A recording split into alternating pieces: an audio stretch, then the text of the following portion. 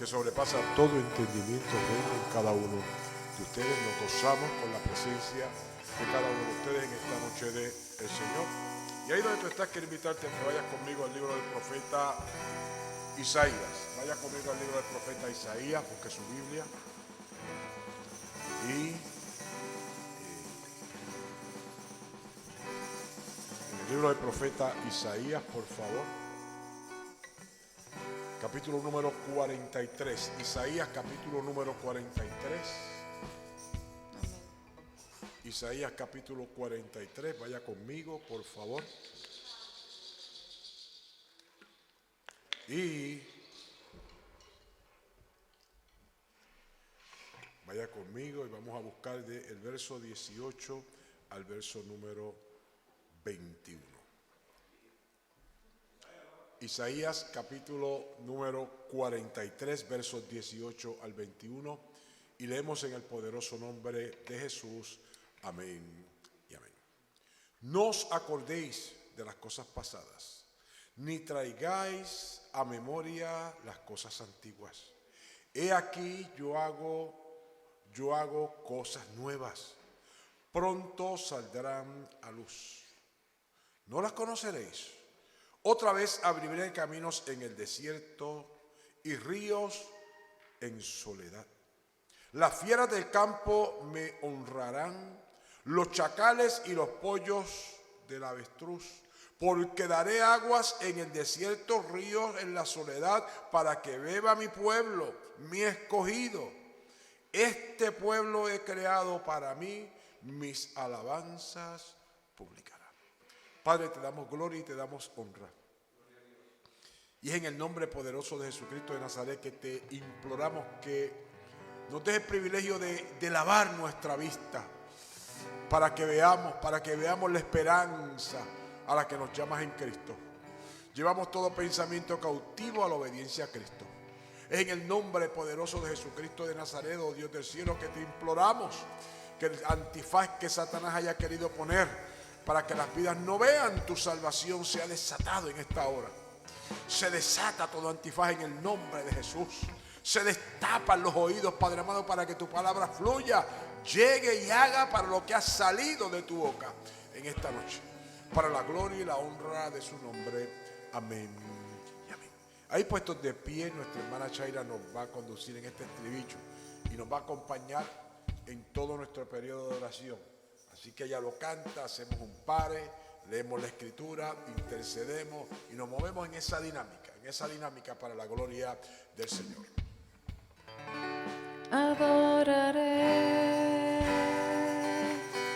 Adoraré a mi Señor, entraré a su santo templo para adorarle,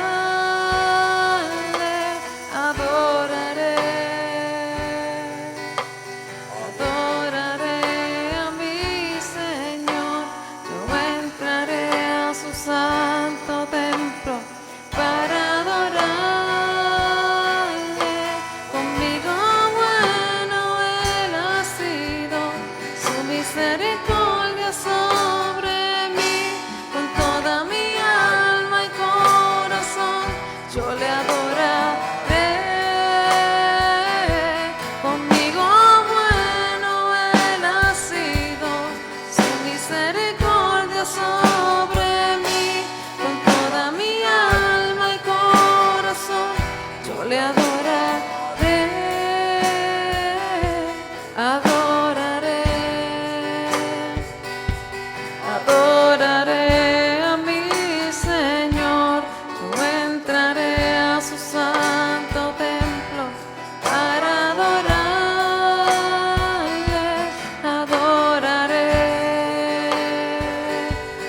adoraré a mi Señor, yo entraré a su santo templo para adorarle.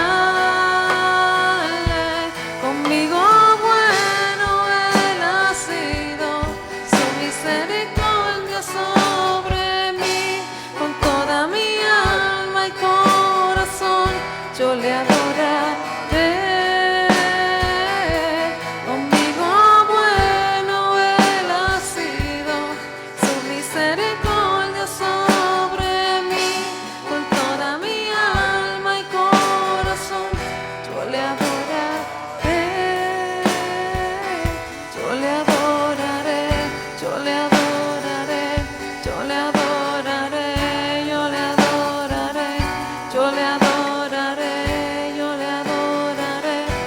yo le adoraré,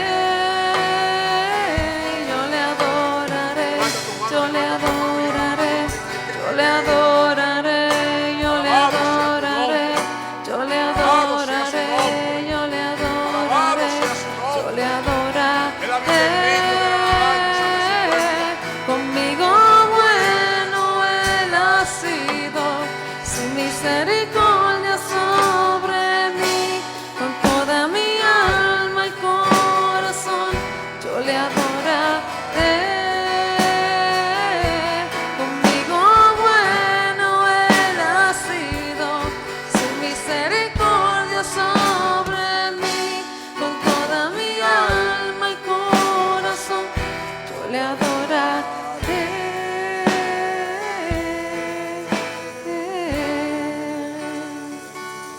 Te alabamos. En esta jornada que tenemos camino a Pentecostés 2026, hay una oración que solamente se puede hacer llenos y llenas del poder del Espíritu Santo de Dios. Y es esa palabra que Cristo declaró allá en Mateo capítulo número 11. Vaya conmigo a Mateo capítulo número 11, una palabra que citamos todas las mañanas. El día se acaba y nosotros tenemos que llevar cautivos nuestros pensamientos a la obediencia a Cristo, para que aún cuando nos llegue el momento de ir a descansar en esta noche, nosotros le podamos decir al Señor: Señor, enyuga mis pensamientos, mi alma, mi ser a Cristo. Alabado sea su nombre. Me encanta que Mateo es el único evangelista que cita estas palabras, porque Mateo es el más que cita la ley. Mateo Leví, conocido también como sacerdote, él cita estas palabras de Cristo porque es un llamado a romper con la religiosidad. Y entonces cuando uno escucha a Cristo haciendo un llamado tan complicado a romper con la religiosidad, pues suena duro. Suena duro en todo el sentido de la palabra, porque Cristo está predicando en un contexto legalista. La gente se olvida de eso, Tito. La gente se olvida que Cristo está predicando en los días de la ley y ha cumplido la ley exactamente como Dios la mandó a cumplir. No le quitó ni un tilde ni una jota. ¿Cuál es el problema con Cristo? Que cuando Él vive la ley, la vive inspirado en el amor de Dios, no en el legalismo de la gente que hacía las cosas imposibles. Y Él dice: en aquellos tiempos, Mateo capítulo 11, verso 25 al 30. En aquel tiempo, respondiendo Jesús dijo: te alabo, Padre, Señor del cielo y de la tierra, porque escondiste estas cosas de los sabios y de los entendidos y las revelaste a los niños. Sí, Padre, porque así te agrado. Así que ese es el primer paso. Hay un montón de legalistas que lo que quieren verle la cabeza donde tiene los pies.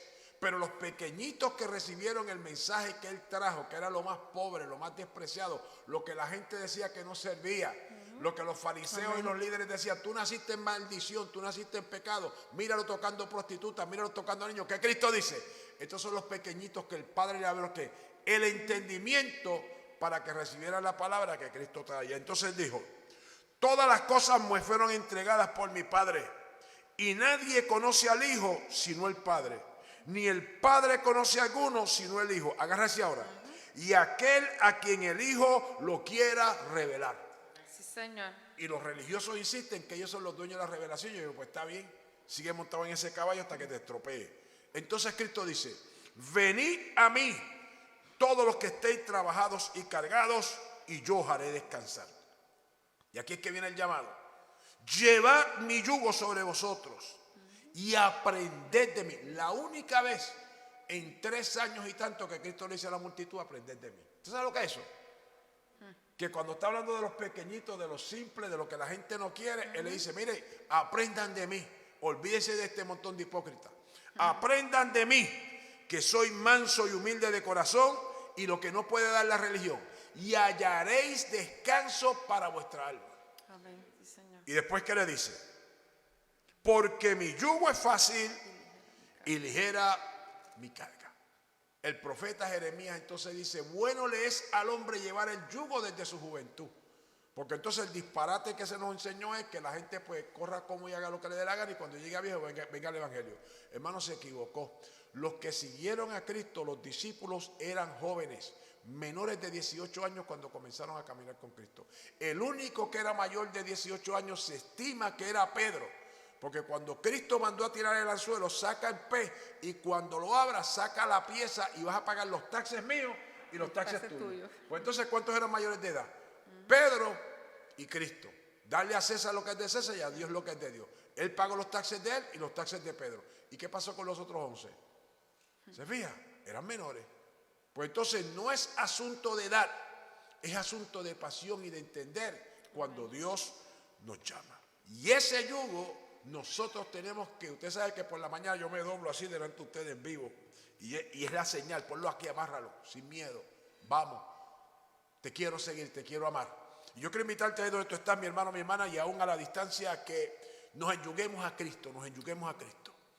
Llenos y llenas del poder de su Espíritu Santo, vamos a enyugarnos a Él. Es que no hay otra forma que nosotros podamos hacer la voluntad de Dios si no es llenos y llenas del poder del Espíritu Santo. ¿Por qué enyugarnos a Cristo? Porque Él es el blanco de la soberana vocación. Si hay alguien que nos puede enseñar a caminar en esta jornada de fe, se llama Cristo. Padre, en el nombre de Jesús, en esta hora ratificamos y confirmamos nuestra entrega a ti.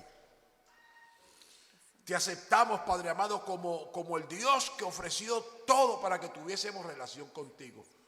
Por eso tenemos y aceptamos a Cristo como nuestro Señor y Salvador. Rendimos todo nuestro ser, nuestra voluntad, nuestros pensamientos, nuestras agendas. Y te rogamos en el nombre de Jesús, Padre amado, que nos recibas en esta hora. Y que nos dejes el privilegio de enyugarnos a Cristo. Que nos dejes el privilegio de escuchar tu voz, de sentir tu palabra. Que tus ríos de agua viva corran por nuestro interior con poder y autoridad de lo alto, como tú lo prometiste. Abre nuestro entendimiento para que la revelación de tu palabra no nos sea oculta. Danos entendimiento para escuchar tu voz en medio de las multitudes, en medio del tumulto, en medio del ruido. Podamos discernir tu voz.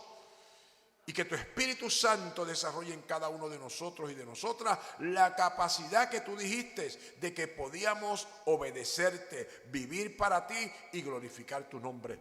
De esa misma manera te imploro, Padre amado, que se cumpla la palabra que Cristo declaró, que el que creyera en Él de su interior correrían ríos de agua viva. Tu presencia no nos es oculta, Padre. Fluye con poder y autoridad para la gloria y la honra de tu nombre. Estremece todo nuestro ser en esta hora. Con esa palabra viva, con esa presencia real, con ese río de agua de vida que salta para vida eterna. Purifícanos, santifícanos, vivifícanos, para que tu nombre sea glorificado y sea santificado en todo lo que hagamos en esta noche para la gloria y la honra de tu nombre. Ahí donde estás, mi hermano, otra vez. Vamos a decirle al Dios del cielo que lo que queremos es aprender a adorarlo. Pero entienda esto, adorar no es cantar, porque cualquiera canta. Adorar es responder a la presencia del Dios del cielo operando en nuestra vida. Y no respondemos simplemente con cánticos. Respondemos con el anhelo de obedecerlo. Eso es adorar a Dios. Responder a su presencia y desarrollar la convicción y el anhelo de obedecerlo y de vivir para Él. Para la gloria y la honra de su nombre. Adoraré. Adoraré a mi Señor. Yo entraré a su santo templo para adorarle. Adoraré. Adoraré a mi Señor. Yo entraré a su santo templo para adorarle. Conmigo bueno Él ha sido, su misericordia sobre mí. Con toda mi alma y corazón yo le adoraré. Conmigo bueno Él ha sido, su misericordia sobre mí. Con toda mi alma y corazón yo le adoraré. Yo le adoraré, yo le adoraré, yo le adoraré, yo le adoraré, yo le adoraré, yo le adoraré. yo le adoraré, yo le adoraré, yo le adoraré, yo le adoraré, yo le adoraré, yo le adoraré, yo le adoraré, yo le adoraré. Conmigo bueno Él ha sido, su misericordia sobre mí, con toda mi alma y corazón, yo le adoraré. Conmigo bueno Él ha sido, su misericordia sobre mí, con toda mi alma y corazón, yo le adoraré.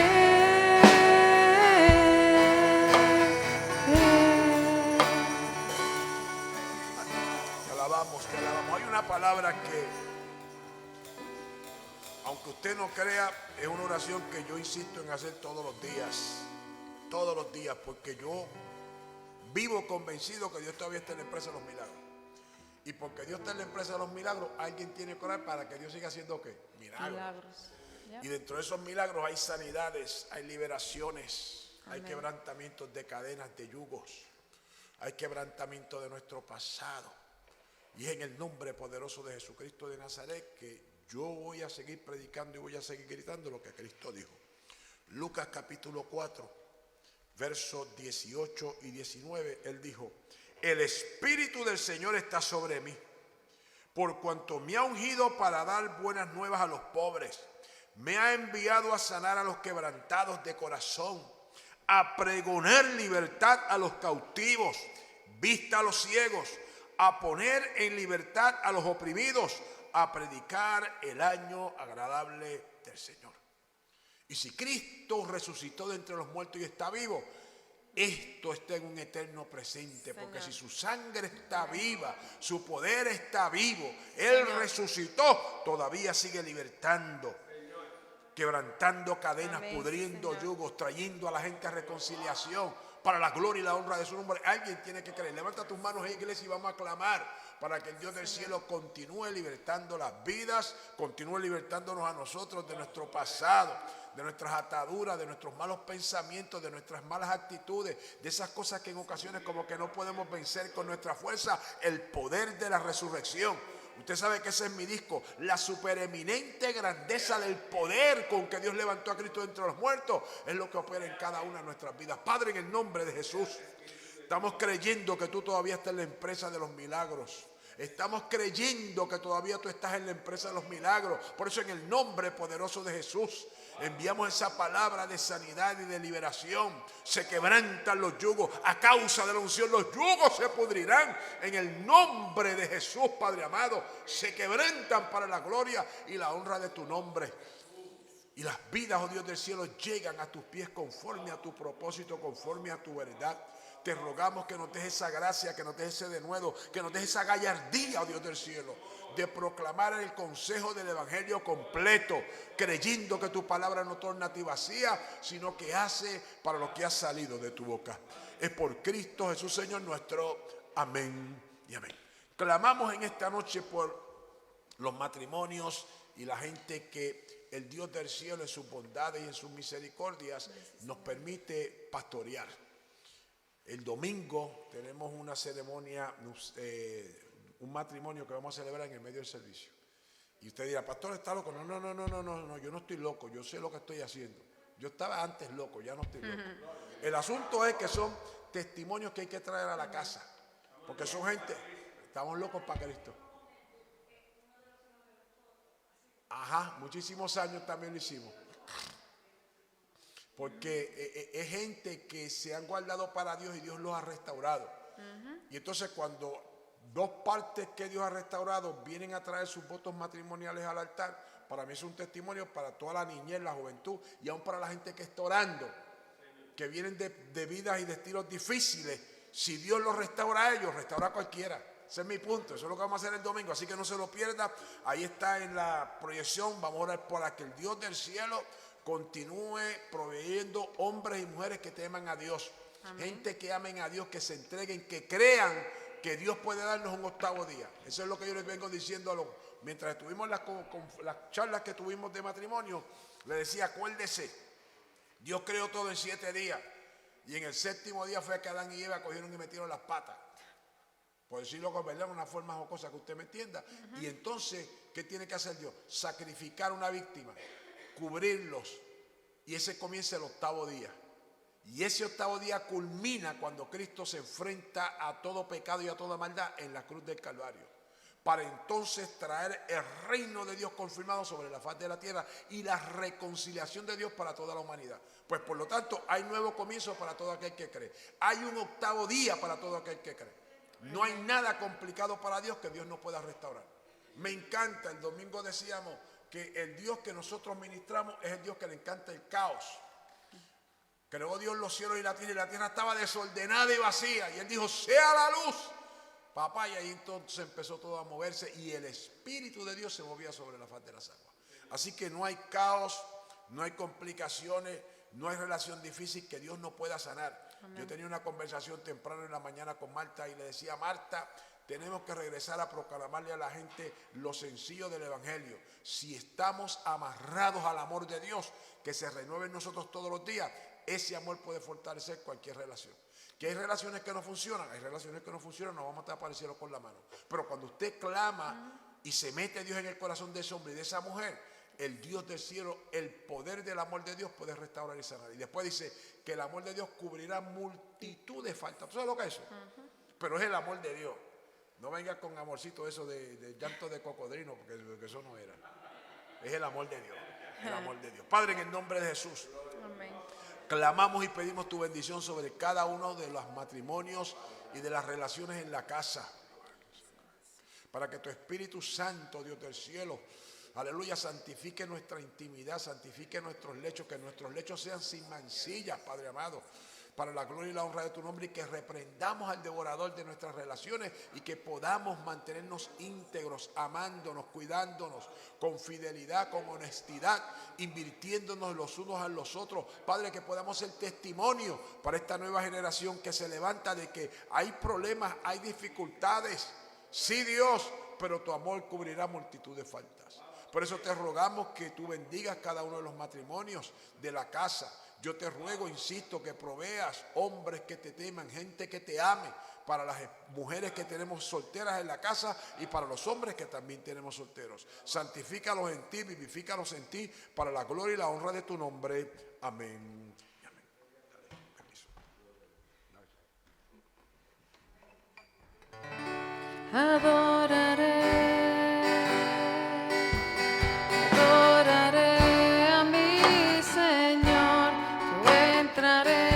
Santo templo para adorarle,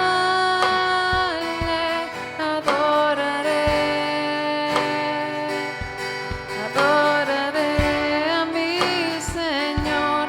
Yo entraré a su santo templo para adorarle. Conmigo bueno Él ha sido, su misericordia sobre yo le adoraré.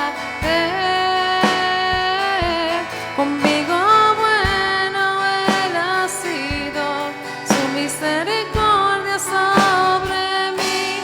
Con toda mi alma y corazón yo le adoraré,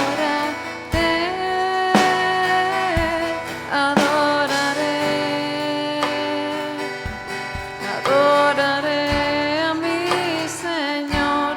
Yo entraré a su santo templo para adorarle, adoraré a mi Señor. Yo entraré a su santo templo para adorarle. Conmigo bueno Él ha sido, su misericordia sobre mí. Con toda mi alma y corazón yo te adoraré. Conmigo bueno Él ha sido, su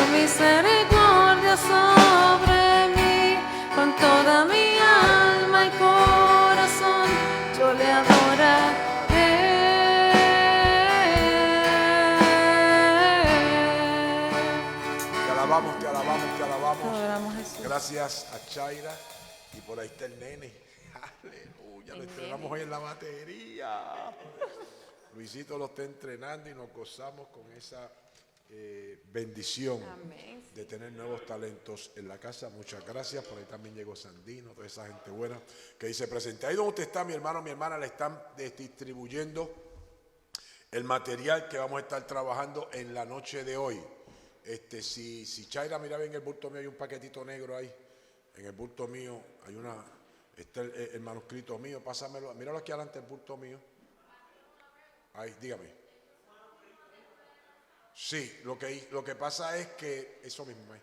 Lo que pasa es que el jueves pasado yo le di copia a colores a otra gente, a la gente especial. Entonces, como tú no eres especial, pues la tuya es blanco y negro.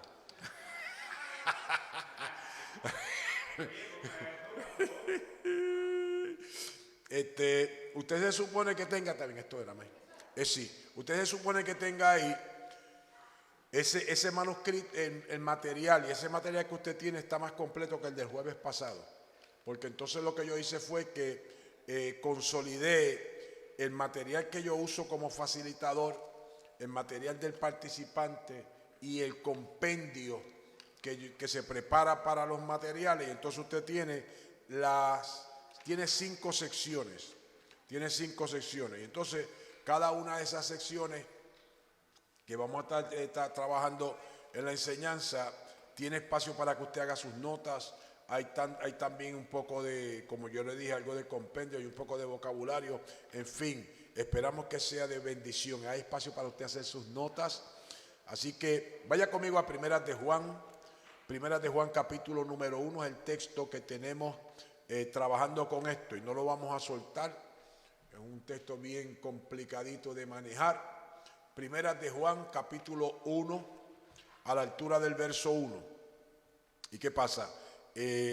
Vamos a hacer un resumen de lo que se trabajó el jueves antes de que Sintrón lo pida. Ok. Y entonces el jueves lo que hicimos fue hacer una introducción del tema de Primeras de Juan. Primeras de Juan es una epístola que el apóstol escribe en respuesta a lo que se conoce como el gnosticismo. El gnosticismo era una filosofía, o es una filosofía porque está viva, está bien coloradita, bien viva. Una filosofía en que consideraba que todo lo que necesitaba el hombre para conectarse con Dios es la gnosis. Gnosis es su forma de pensar, es su razonamiento. Y porque es gnosis, pues se veía desde una perspectiva espiritual y todo lo que fuera carne era malo. Pues por lo tanto, una de las primeras propuestas de esa falsa doctrina que se estaba metiendo en la iglesia del primer siglo era que todo lo que era carne es malo, pues por lo tanto Cristo no vino en carne. Y por eso es que usted va a ver a Juan que en la epístola él dice que todo aquel que dice que Cristo no vino en carne no es de Dios, es el anticristo. Porque si Cristo no vino en carne, vamos a buscar por qué eso es importante. Deje Primeras de Juan con una mano y vaya conmigo a Hebreos. Hebreos antes de Santiago. Y si tú ves de Primera de Juan hacia el otro lado, usted va a encontrar enseguida que por ahí está Santiago. Usted va a encontrar después de Primera y Segunda de Pedro viene Santiago. Antes de Santiago viene la epístola a los Hebreos. Y si usted va conmigo a Hebreos capítulo número 2, usted va a entender por qué es menester que nosotros prediquemos a voz en cuello que Cristo vino en carne. Porque si Cristo no vino en carne y no murió en carne como un ser humano, nosotros no tenemos Salvador. Tenemos un ídolo, tenemos un cuento. Mire cómo dice Hebreos capítulo 2, por favor. Vaya conmigo a Hebreos capítulo 2, verso 14. Así que por cuanto los hijos participaron de carne y sangre, él también participó de lo mismo, para destruir por medio de la muerte al que tenía el imperio de la muerte, esto es, al diablo, y librar a todos los que por el temor de la muerte estaban durante toda la vida sujetos a servidumbre. Porque ciertamente, agárrese, esto se lo tiene que aprender su Biblia, del verso 16 en adelante. Porque ciertamente no socorrió a los ángeles, sino que socorrió a la descendencia de Abraham. por lo cual debía ser en todo semejante a sus hermanos, para venir a ser misericordioso y fiel sumo sacerdote en lo que a Dios se refiere, para expiar los pecados del pueblo. Escucha ahora, pues en cuanto él mismo padeció siendo tentado, es poderoso para socorrer a los que son tentados. Así que Cristo vivió todas nuestras tentaciones, pero sin pecar. Por eso nos puede socorrer. Por eso yo le digo a la gente, el que te predica un evangelio, que porque tú experimentas tentaciones y como que te tiemblan las rodillas, tú no sirves, dale con la Biblia por la cabeza, porque para eso tú tienes a Cristo. La tentación va a llegar y te van a temblar las rodillas y te va a temblar la vista, y a los que les gusta bochinchar le va a temblar la lengua. Le va a temblar la lengua. Pero ¿qué pasa? Que Cristo venció para ayudarnos y enseñarnos a vencer. La cosa no queda ahí, Tito. Ven ahora lo que dice Hebreos capítulo 4. Vaya conmigo a Hebreos capítulo 4, una concluyente. Por lo tanto, les recomiendo que lea todo el capítulo. El jueves estuvimos trabajando con Hebreos 4, ahorita vamos a regresar a él. Escucha lo que dice el verso 14. Dice, por tanto, teniendo un gran sumo sacerdote que traspasó los cielos, Jesús, el Hijo de Dios, retengamos nuestra profesión, porque no tenemos un sumo sacerdote que no pueda compadecerse de nuestras debilidades, que Cristo se compadece de nuestras debilidades. ¿Quién rayo nos ha dicho a nosotros en este evangelio legalista de que Cristo se compadece de nuestras debilidades? Todo lo contrario, lo que te dicen es que tú tienes que esconder ¿qué? Tus debilidades, y si eres débil es que tú no tienes a Cristo. Pero la Biblia dice que Él se compadece de mis debilidades. La cosa se pone más sabrosa. Escucha ahora, sino uno que fue tentado en todo según nuestra semejanza, pero, diga conmigo pero sin pecado. En vez de alejarnos porque nos sentimos tentados, ¿qué dice? Acércate. Acerquémonos pues confiadamente al trono de la gracia para alcanzar misericordia y hallar gracia para el oportuno socorro. Así que lo que está peleando Juan contra el gnosticismo en el siglo XXI, nosotros lo seguimos peleando contra el gnosticismo y contra el legalismo, donde quieren presentarnos un evangelio donde nosotros tenemos que dejar de ser débiles para acercarnos a Cristo. Yo digo, se equivocó, ese no es el evangelio de Jesucristo, todo lo contrario, porque estás lleno de debilidades y de flaqueza, ahí es donde usted tiene que reconocer como pequeñito y acercarte a Él. Mire si la cosa se complica, que si usted va conmigo a Segundas de Corintios, usted ve Romanos, Segundas de Corintios, capítulo 12, vaya conmigo a Segundas de Corintios, capítulo 12. ¿Por qué este pasaje es importante? Porque esto es el apóstol Pablo, un hombre que ha tenido miles de batallas, Jonathan, miles, y era un monstruo porque era fariseo de fariseos. Pablo era un doctor de la ley, persiguió la iglesia. A mí me encanta el testimonio de Pablo porque Pablo, legalista hasta el cuello. Entonces hay un hombre que está testificando que es Esteban, y Esteban es de la diáspora, es decir, que no es de los judíos nacidos en Jerusalén. Y cuando Esteban se para a predicar, a Pablo le da una furia y a toda la gente que lo quieren matar, y lo mataron, lo apedrearon. Pero lo grande de esto es, vamos a dejar segunda de Corintios y vaya conmigo al libro de los Hechos para que me entienda. Ese es el problema del estudio bíblico con ustedes, porque yo sigo para atrás y para adelante y para adelante y para atrás. Pero hay que sostener el punto. ¿Cómo? Voy suave, está bien. Voy suave. Vaya conmigo a Hechos. En el libro de los Hechos, perdón. Según de Corintios, vaya mismo. Le voy a pedir de favor que luego lea todo el capítulo 7 del libro de los Hechos. Lea todo el capítulo después, ¿ok? Y yo quiero leer con ustedes vamos a leer con calma para que le haga sentido. Vamos a leer del verso 50 en adelante, de Hechos 7. Dice, ¿no hizo mi mano todas estas cosas? Entonces mire lo que le dice este hombre, Esteban, a los líderes religiosos. Acuérdese que él es de afuera, y por ser de afuera y tener un verbo tan elocuente y conocer la ley y la historia tan terrible, los que son criados en Jerusalén los trataban a los de afuera como que no servían. ¿Me entiendes? Que eran judíos, pero eran judíos contaminados. Escucha lo que él dice: duros de cerviz e incircuncisos de corazón y de oídos, vosotros resistís siempre al Espíritu Santo, como vuestros padres, así también vosotros. Carlos, no seas duro con el legalismo. Pues no puedo leer la Biblia. A palo con el legalismo. Escuche. ¿A cuál de los profetas no persiguieron vuestros padres y mataron a los que anunciaron de antemano la venida del justo, de quien vosotros ahora habéis sido entregadores y matadores? Vosotros que recibisteis la ley por disposición de ángeles y no la guardáis, oyendo estas cosas se enfurecían en sus corazones y crujían sus dientes contra él. Pero, diga conmigo, pero Esteban, lleno del Espíritu Santo, puestos los ojos en el cielo, vio la gloria de Dios y a Jesús que estaba a la diestra de Dios y dijo: he aquí, aleluya, veo los cielos abiertos y al Hijo del Hombre que está a la diestra de Dios. Entonces ellos, dando grandes voces, se taparon los oídos y arremetieron a una contra él, y echándole fuera de la ciudad le apedrearon, y los testigos pusieron su ropa a los pies de un joven que se llamaba Saulo.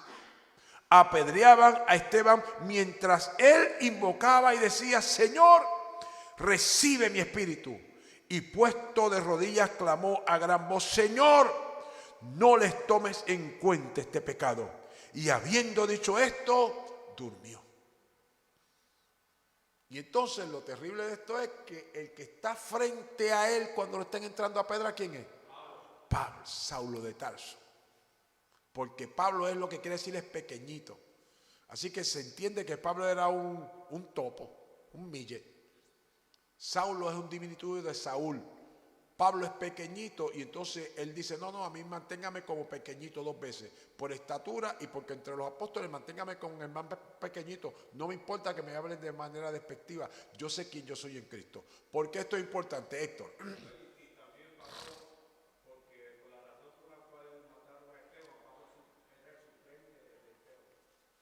Ahí es que viene, porque entonces el asunto es que cuando le entran a pedra a Esteban, la Biblia dice que en ese capítulo 7 usted va a leer que cuando ellos le están hablando a Esteban, el rostro de Esteban resplandecía. Por eso yo le digo a usted: vamos a orar y vamos a clamar. ¿Se acuerda que ese fue el clamor de Pentecostés el año pasado? Que el rostro de Dios resplandezca en nosotros, porque es palabra de Dios. Tiene que destellar la gloria de Dios de nosotros. Y entonces uno dice: ¿pero y qué es lo que pasa? No pasa nada, es que la gloria de Dios está destellando de usted. ¿Y por qué esa persona se sonríe? La gloria de Dios está destellando. ¿Por qué aquel condenado que me trataba tan mal de momento como que tú has cambiado? Porque la gloria de Dios está destellando. Pero entonces alguien tiene que orar en esa dinámica. ¿Y qué pasa? Que cuando él apedrean a Esteban hace un clamor gigante: no les tomes en cuenta este pecado. Y durmió. ¿Por qué esto es importante? Porque si usted deja 2 Corintios capítulo 12 con una mano, suavecito, ¿está bien, Julia? Vamos a 1 Corintios capítulo 12. Y en 1 Corintios capítulo 12, Pablo dice: no quiero, hermanos, el verso 1, que ignoréis acerca de los dones espirituales. Sabéis que cuando eras gentiles se os extraviabais, llevándoos como se os lleva a los ídolos muertos. Por tanto, os hago saber que nadie que hable por el Espíritu Santo de Dios llama anatema a Jesús. Y ahora marquen su Biblia: y nadie puede llamar a Jesús Señor sino por el Espíritu Santo. Y cuando regresamos entonces otra vez al libro de los Hechos, regrese conmigo a Hechos. En el libro de los Hechos, en el capítulo número, le digo ahora, Cuando Pablo tiene su encuentro con el Señor, en el capítulo número 9,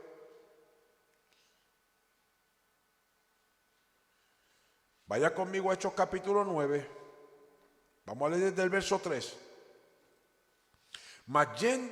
Hechos 9, mas yendo por el camino, aconteció que al llegar cerca de Damasco, repentinamente le rodeó un resplandor de luz del cielo, y cayendo en tierra, no se cayó de ningún caballo, cayendo en tierra, no se cayó en su cabalgadura, se cayó en tierra. Así que el destello de gloria que ellos vieron en quién, en Esteban cuando lo apedrearon, ahora rodea a quién, a Saulo. Pero escuche ahora, agárrese. Oyó una voz que le decía: Saulo, Saulo, ¿por qué me persigues? ¿Qué dijo Pablo? Él dijo: ¿quién eres, Señor? Ahora la pregunta es, ¿te fijas? Nadie llama a Jesús Señor si no es por quién. Pues desde que entraron a pedrar a Esteban, ¿quién está trabajando en Pablo? Gracias, hice mi caso. ¿Por qué esto es importante? Porque Pablo era un filósofo. Pero lo que se mete dentro de Pablo es el destello del mensaje de ¿quién? De Esteban. ¿Cuánto tiempo pasó desde que él recibió ese cantazo dentro de él de lo que es la palabra que desarma? Yo no sé. Pero el asunto es que llega y mientras él camina de un sitio a otro, voy a cortar cabeza. Él está haciendo aguaje que va a cortar cabeza, pero dentro de él hay una batalla que es terrible. A tal extremo que el Señor le dice: compi, ¿vas a cortar cabeza? Empieza con la mía. Yo soy Jesús, a quien tú persigues.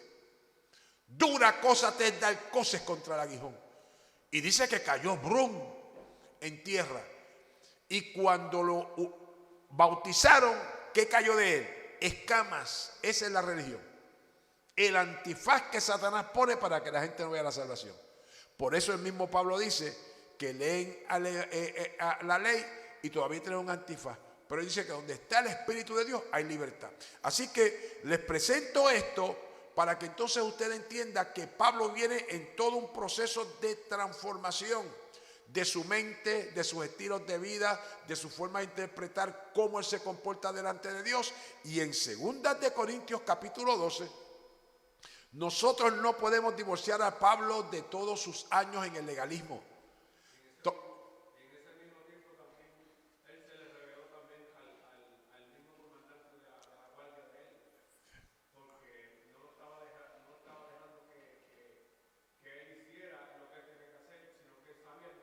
Sí, pero cuando eso estaba preso.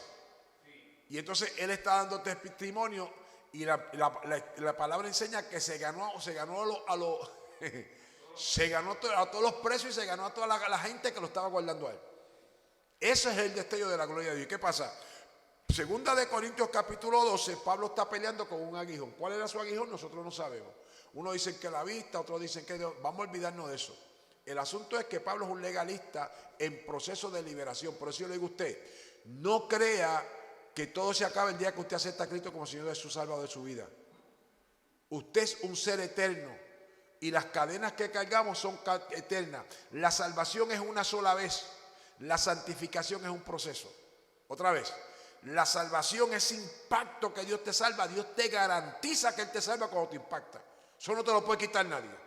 Pero la santificación es un proceso. Si aceptaste a Cristo hoy y te mueres hoy, te vas para el cielo.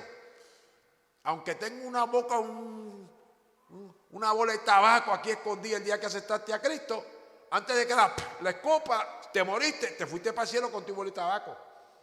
Porque esa es la salvación de Dios en Cristo, punto.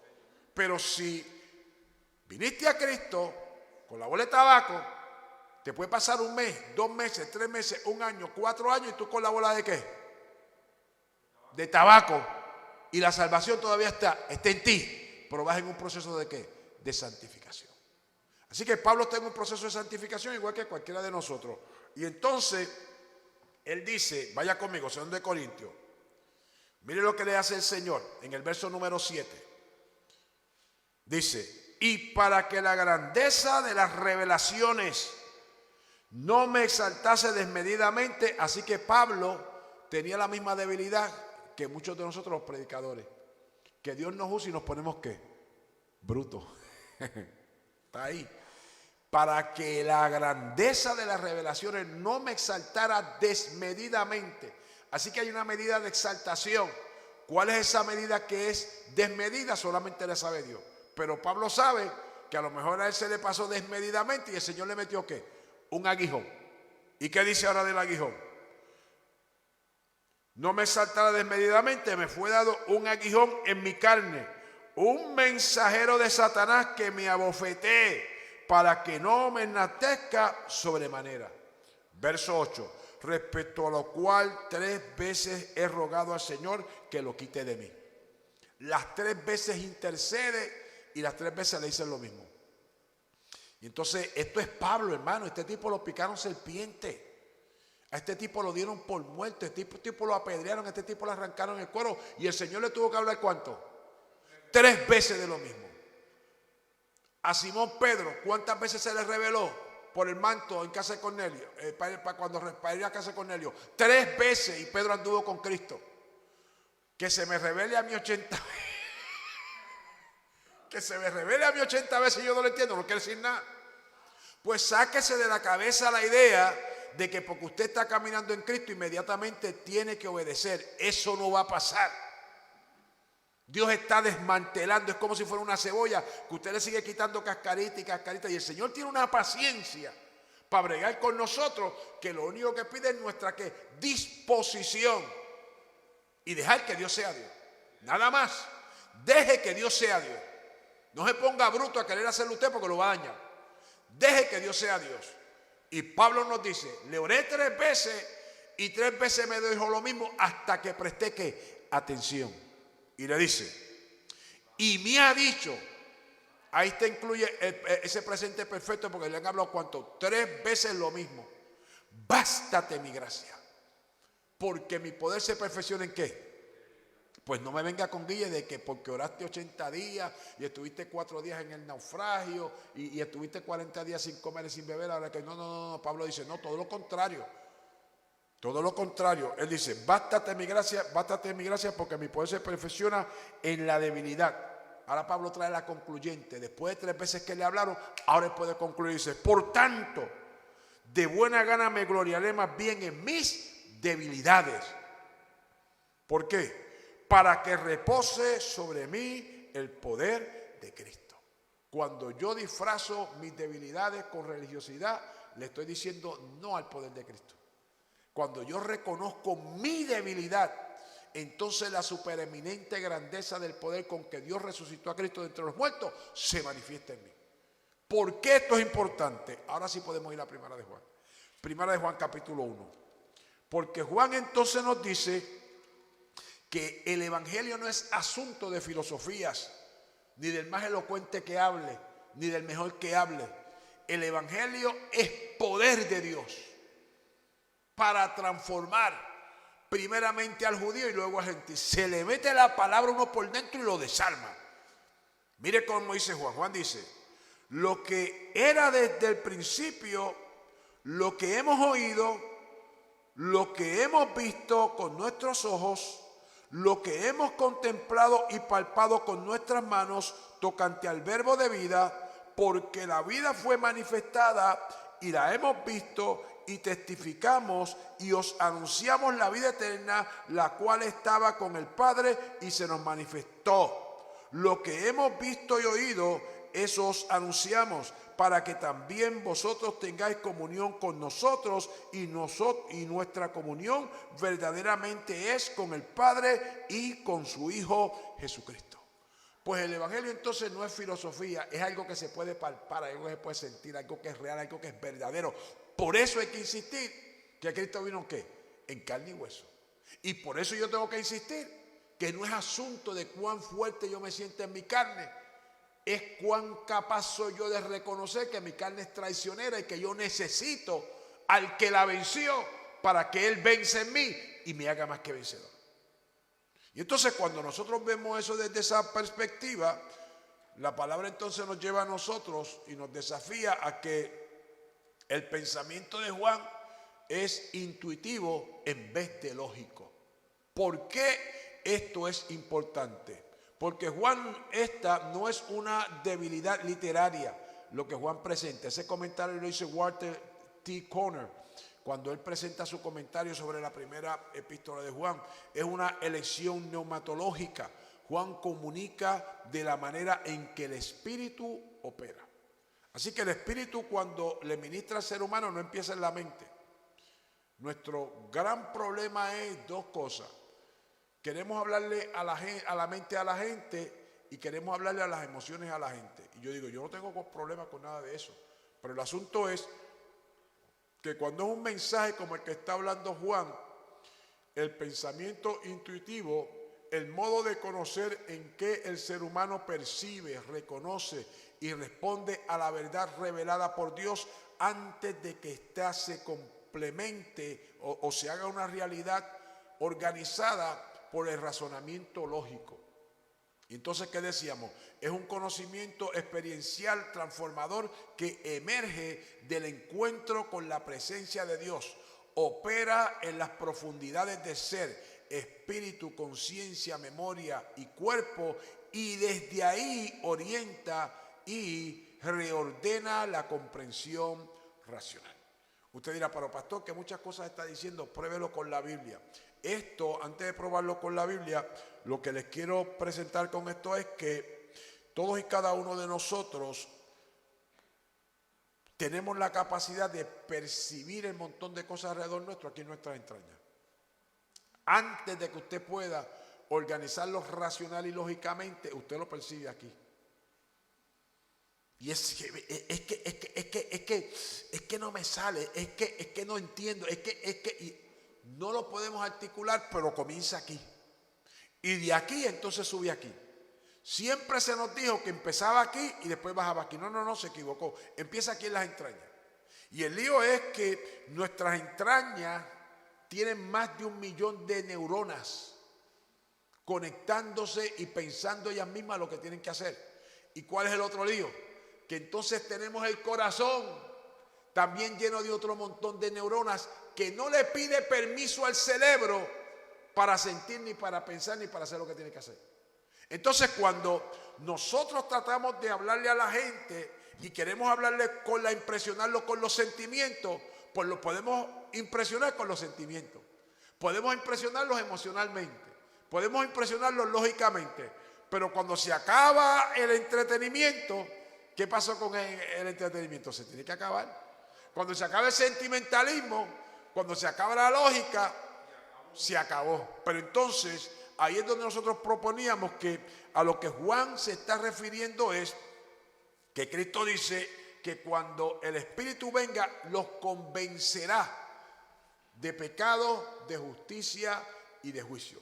Ese convencer ahí, que habla en el Evangelio de Juan capítulo 16, no hay palabra en español que lo pueda definir si nosotros no describimos lo que ese verbo quiere decir. Lo que ese verbo quiere decir en el griego que Cristo lo presentan los autores bíblicos es que usted debe imaginarse la tiniebla más profunda. Estamos resumiendo todavía. Imagínese las tinieblas más profundas. Y en esas tinieblas más profundas, en esa profundidad que no se ve nada, de momento se prende una luz. Lo decíamos con el cielo totalmente oscuro. Usted ve las estrellas, ok, pero de momento usted ve como huecos vacíos. Y mientras usted se mantiene mirando, ¿qué pasa en ese hueco vacío? Que algo comienza a blinquear, blinking,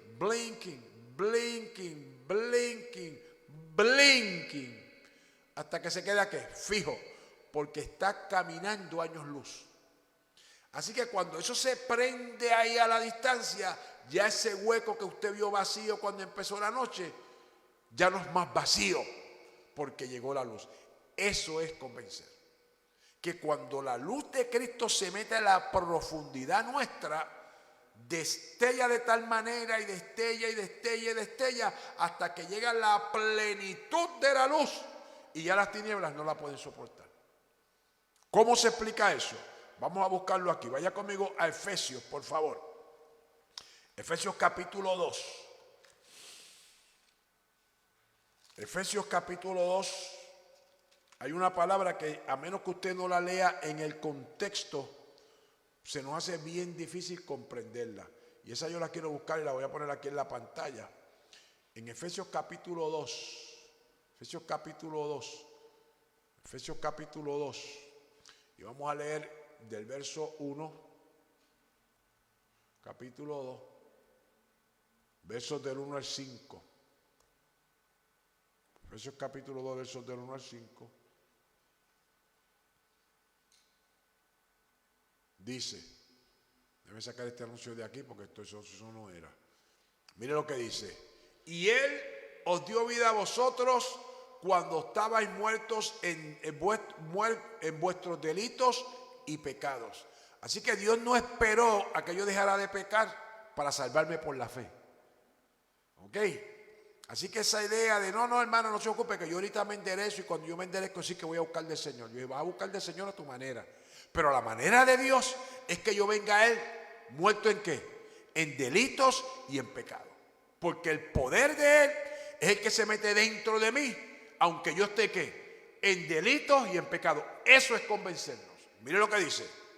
En los cuales anduvimos en otros tiempos, agárrese, siguiendo la corriente de este mundo, conforme al espíritu de las potestades del aire, el espíritu que ahora opera en los hijos de desobediencia. Así que todo el mundo aquí estuvo bajo el yugo ¿de quién? De Satanás. Punto. Y aunque el ser humano esté bajo el yugo de Satanás, la Biblia acaba de decir que la gracia y el favor de Dios se nos mete por dentro cuando escuchamos la palabra. Mire cómo dice ahora, verso 3. Entre los cuales también todos nosotros vivimos en otro tiempo, en los deseos de la carne, haciendo la voluntad de la carne y de los pensamientos, y éramos por naturaleza hijos de ira, lo mismo que los demás. Ahora diga conmigo pero Dios, que es rico en misericordia, por su gran amor con que nos amó, aún estando nosotros muertos en pecado, nos dio vida juntamente con Cristo, y entre paréntesis que dice, por gracia sois salvos. Y después dice, y esto no de vosotros, pues es don de Dios, para que ninguno se gloríe. Así que cuando yo supuestamente dejo de beber, de fumar y de jugar caballo, para entonces venir a Cristo, esa es mi gloria. Que yo dejé de hacer lo que estaba haciendo para venir a Él. Pero dice, te equivocaste, tienes religión. Para venir a mí, me voy a meter dentro de ti y tú vas a saber que tú estás muerto en tus delitos y en tus pecados a tal extremo que que tú te vas a sentir que tú eres indigno de mí. Y cuando tú te sientes que tú eres indigno de mí, ahí es donde yo te estoy haciendo aquí. Vente, que te estoy esperando. Hace rato que te estoy esperando. Que te reconozcas de esa manera para que entonces puedas recibir ¿qué? Mi amor. De otra manera es una transacción. Y la gracia no puede tener transacción. Eso es lo que está diciendo Juan. Porque lo hemos visto, lo hemos palpado, tenemos ese testimonio. Nadie me puede quitar el testimonio de que cuando yo vine a Él, yo estaba perdido. Punto. Endemoniado hasta el pelo. Y con todo eso Él me recogió y me amó. Primero Tito y después Sandy.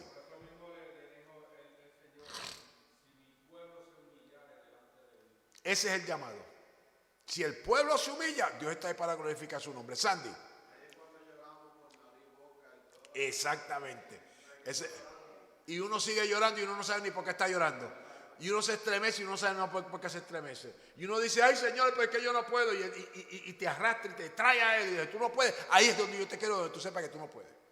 Pero entonces, ¿cuál es el problema? Que cuando comenzamos a caminar, entonces comenzamos a desarrollar la conciencia de ¿qué? De que podemos. Y por lo menos yo lo voy a tener aquí en la casa, en la piqueta, de que por más años que te pasen por encima, no puedes. Por más oraciones que sigas haciendo, no puedes, porque cada día es nuevo. Cada día es nuevo. Así que cuando nosotros vemos lo que es la misericordia del Dios del cielo operando desde esa dimensión de su gracia, entonces nosotros podemos entender lo que pasa en Hebreos capítulo 4. ¿Se acuerda que le dije que Hebreos capítulo 4 teníamos que tocarlo? Hebreos capítulo 4 íbamos a regresar a él. Y en Hebreos capítulo 4 usted va a entender que cuando llega la palabra Los que ya hicieron esta parte con nosotros la semana pasada me van a disculpar, pero es que tenemos gente, más del 50% de los que llegaron hoy no estuvieron el jueves, y a mí no me molesta repetir el material, porque como esto no es un seminario, ni hay un currículo que cubrir, yo sí tengo que repetir lo mismo 80 veces, lo repito, no tengo problema con eso, porque esto es de nosotros. La gente que nos está viendo por las redes pues está de invitado, y yo respeto a los invitados, pero esta es la casa de nosotros, y mi prioridad es servir a la gente aquí y no demostrar elocuencia ni sabiduría, sino discipular y capacitar a la gente que Dios me ha confiado que yo pastoree. Amén. Así que no se preocupe, que no hay prisa. Ahorita Marta empieza a hacer señales, pero ya ustedes saben que eso es parte de la...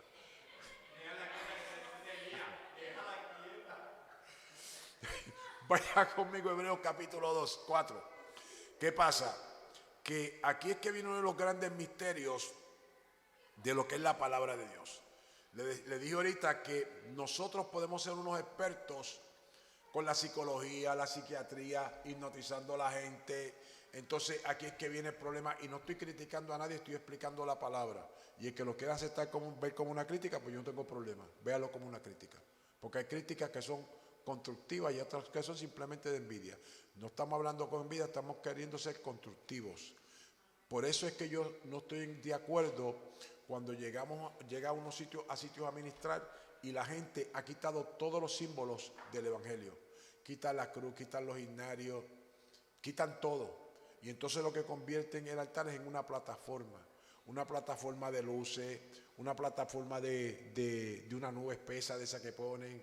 Yo he llegado a sitios y le digo, mira, perdónenme, si me toca predicar, ahora me toca a mí predicar, ¿verdad? Pues me hacen el favor de prender las luces, porque yo negro y tú estás aquí oscuro. Y yo digo, no, quita la malicia esa, que ponme las luces. Y cuando yo termino, ustedes siguen con lo suyo. Se lo he dicho así. Y entonces que la gente, vaya, no me importa, yo no vine a un espectáculo, yo vine a ministrar a Cristo. Y la cosa, ¿cómo?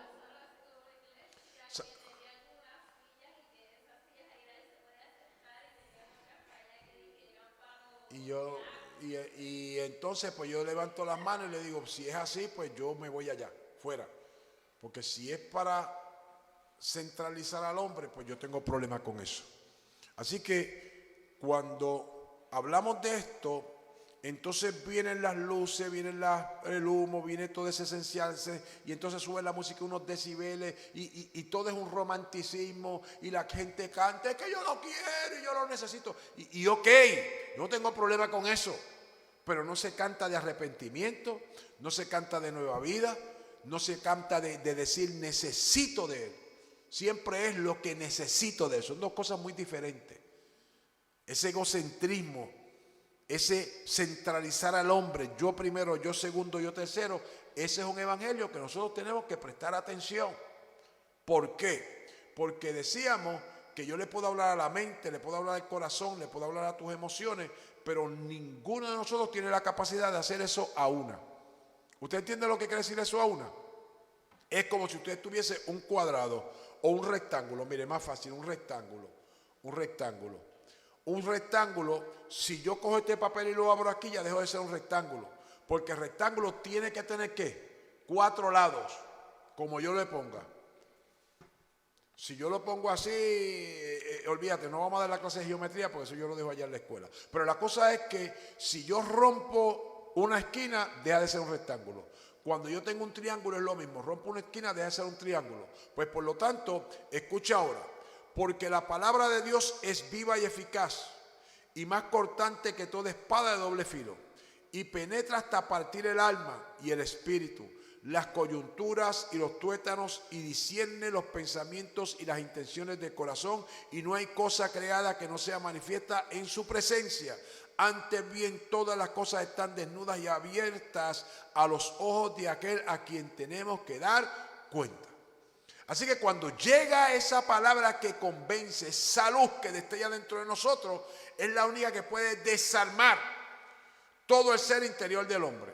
Y en todas estas partes que se te mencionan aquí, el ser humano tiene ¿qué? Capacidad de tener neuronas que alimentan el pensamiento, los sentimientos y el corazón. Así que cuando desarma todo eso, lo desarma una. No solamente te está hablando a la mente, no solamente le está hablando al corazón, no solamente le está hablando a las entrañas, sino que cuando te impacta en tus entrañas, impacta tu corazón, la razón tuya te dice, me tocó Dios, no lo puedo negar. ¿Se fija? No es lo mismo lo sentí, no es lo mismo, ay, qué emoción, no es lo mismo, lógicamente, fíjate, yo puedo concluir, no. Cuando te mete las manos que te impacta la palabra, es una cosa que empieza desde el corazón, las entrañas, tu alma, tu espíritu, tu todo. Y tú tienes que decir, repito, Dios me ha tocado, Dios me habló. Porque es que lo entiendo, lo escucho y lo percibo de una manera que nunca lo había experimentado. Y cuando esa palabra entonces llega, que dice la Biblia, nada quede en oculto. Y ahí es donde el hombre se echa ¿qué? Para atrás. Porque tiene que tomar una decisión. ¿Qué decisión tiene que tomar? Vaya conmigo al Evangelio de Juan capítulo 3. En el Evangelio de Juan capítulo 3 hay un pasaje bíblico que a la gente le encanta leerlo por ahí. Juan 3:16. Porque de tal manera amó Dios al mundo que ha dado a su Hijo unigénito, para que todo aquel que en él crea no se pierda, mas tenga vida eterna. Porque no envió Dios a su Hijo al mundo para condenar al mundo, sino para que el mundo sea salvo a través de él. Y se quedan ahí. Pero si usted lee conmigo el verso 18, vamos a ver qué dice el verso 18. Vamos a leer desde el 16. Porque de tal manera amó Dios al mundo que ha dado a su Hijo unigénito para que todo aquel que en él cree no se pierda, mas tenga vida eterna. Porque no envió Dios a su Hijo al mundo para condenar al mundo, sino para que el mundo sea salvo a través de él. Verso 18, agárrate. El que cree en él no es condenado. Diga ahora conmigo, pero el que no cree ya ha sido condenado. Pues entonces no me vengas con el cuento. Léeme la historia completa. Ya ha sido condenado porque no ha creído en el nombre del unigénito Hijo de Dios. Así que Dios llega, impacta y se echa ¿qué? Para atrás. Porque alguien tiene que tomar una decisión consciente y voluntaria de la experiencia que ha tenido. Y él dice, y esta es la condenación, que la luz vino al mundo y los hombres amaron más las tinieblas que la luz. ¿Por qué? Porque sus obras eran malas. Así que cuando Dios llega, ¿qué saca la luz? Que nuestras obras son ¿qué? Son malas. Pero no lo está haciendo para condenarte. No lo hace para condenarme, todo lo contrario, es para traerme ¿a qué? A la luz en él. ¿Cómo? Amén. ¿Sabe que ese es el llamado que Juan dice? Esto lo podemos predicar por testimonio porque todos lo hemos vivido. Y entonces dice que la luz vino al mundo y los hombres amaron más las tinieblas que la luz porque sus obras eran malas. Porque todo aquel que hace lo malo aborrece la luz y no viene a luz para que sus obras no sean reprendidas. Mas el que practica la verdad viene a la luz para que sea manifiesto que sus obras son hechas en Dios. Así que esta palabra que Juan nos propone que se tiene que predicar por ese testimonio, por encima de lo lógico, por encima de lo racional. Lo otro que necesito que usted entienda, y con esto cerramos en esta noche, usted tiene el material, así que ya se supone que la semana que viene venga todo el mundo en cancha para trabajar con la segunda y la tercera sección. Usted lo tiene ahí. Y en la enseñanza del domingo nosotros vamos a poner el pie para trabajar con la primera sección de la unidad 2 y la unidad 3. Fíjese aquí, por favor, y cerramos en esta noche. Dice en la enseñanza, dice que hay 5 rasgos del pensamiento intuitivo bíblico, que es lo que acabamos de decir cuando Dios le ministra al ser humano desde sus entrañas. Número 1, experiencia antes que conceptual. Experiencial antes que conceptual. Comienza con testimonio, lo que hemos oído, visto, palpado. Eso es Primera de Juan capítulo 1, verso 1. La verdad se presenta como encuentro encarnado, no como proposición abstracta. El rasgo número 2, opera en el registro profundo del ser, lo que hemos dicho. ¿Dónde trabaja? En el espíritu, la conciencia, memoria y cuerpo a una. El espíritu puede obrar en ese espacio antes de que la mente formule conclusiones. La neurociencia describe el canal, Juan describe la fuente. ¿Cuál es el rasgo número 3? Perdón, déjame regresar al rasgo número 3. Dice, provocada por la iniciativa divina. No surge de intuición humana refinada. Es la gracia previniente en acción. El espíritu que convence el hecho, ilumina y revela desde adentro antes de que se le busque. Así que antes de que yo salga a buscar a Dios, ya Dios me está ¿qué? Buscando. Lo vimos con Pablo. ¿Ok? ¿Cuál es el cuarto rasgo? No elimina la tensión, las habita. Sostiene paradojas sin resolverlas artificialmente. Santidad y gracia, certeza y proceso, amor y confrontación. Es la marca del pensamiento espiral frente al que exige resoluciones lógicas. Déjeme hacer un par aquí. Cuando yo digo un pensamiento espiral, un espiral es como si fuera un sprint. ¿Y qué pasa? Que el sprint es un espiral. El evangelio legalista va lineal. La religión va lineal. La lógica va lineal. ¿Qué quiere decir eso? A, después de A, ¿qué va? B, después va C. Y nunca retrocede a la A. Porque porque ya yo pasé la A, ya yo pasé la B. Yo voy de la C, voy para la D. Y yo digo, pues está bien. Pero en Cristo, porque es espiral, el Señor, aunque yo vaya a la C, me regresa otra vez ¿a dónde? A la A. Pero con una A que es con más que profundidad. Y me pasa por la B. Y me pasa por la C. Y de ahí es que sale una palabra. Vaya conmigo a Romanos capítulo 8. Que a medida que vayamos trabajando esto, vamos a regresar a ella. En Romanos capítulo 8, Pablo dice algo que si nosotros lo cogemos de manera liviana, lo confundimos. En Romanos capítulo 8, verso 28. Romanos 8, 28. Romanos 8, 28. Vamos a ponerlo aquí en la pantalla, porque este es un pasaje que hay que leerlo con pinzas, hermanos. Romanos 8, 28. ¿Qué dice? Y sabemos que es la experiencia espiritual que quiere formar en nosotros. ¿Que yo qué? Conozca en profundidad. Y sabemos que a los que aman a Dios. Eso es un saber experiencial. Ese es el saber que Cristo le dice a la mujer samaritana: si supieras el don de Dios, mi negra, ¿y quién es el que te dice dame de beber? Tú le pedirías y él te daría agua de vida. Ese sabemos es necesario que todos lo tengamos, porque ese sabemos es el que nos ayuda a nosotros a dimensionar por encima de la dificultad, que no podemos explicar de manera que lógica. ¿Por qué sufren los justos? Eso todo lo puede explicar lógicamente. Pero cuando usted tiene su fe en el Señor, usted aprende que ¿qué? Que en medio de la batalla Él está conmigo.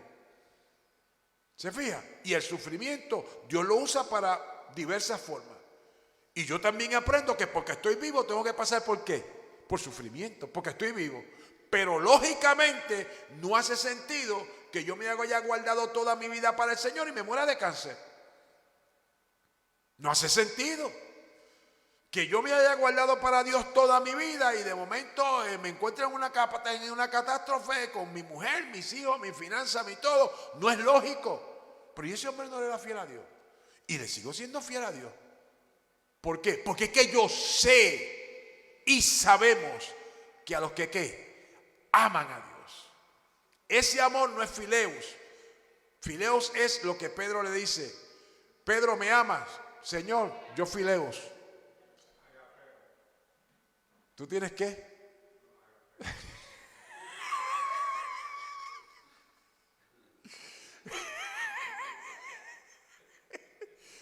Eso es lo que dice Pedro. El Señor le pregunta: Pedro, ¿tú ágape mí? Y Pedro le dice: Señor, yo fileos. Fileo es janguear. Nosotros somos panas. No, Señor, tú sabes que yo soy tu pana. No. Y la tercera vez que le dice Cristo: pues Pedro, tú fileos mí. ¿Tú te atreves a janguear conmigo? Y entonces que le dice Pedro: Señor, tú sabes todas las cosas.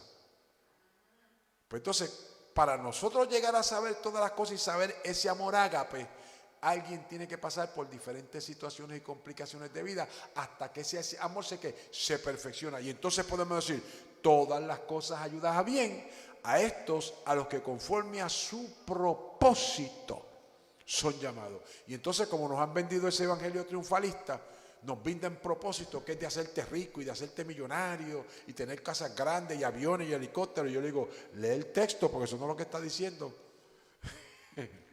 ¿Tú sabes lo que dice en el original ese propósito? En el original dice prótesis. Prótesis. ¿Tú sabes lo que quiere decir eso? Lo que le pasó a Jacob. Que el Señor le metió una mano y le desbarató un tendón y el tipo salió ¿qué? Cojo el resto de su vida. Es decir, se acabó el asunto de usted salir huyendo cada vez que tiene un problema. Ahora tienes que cojear y tienes que necesitar una ¿qué? Prótesis para caminar.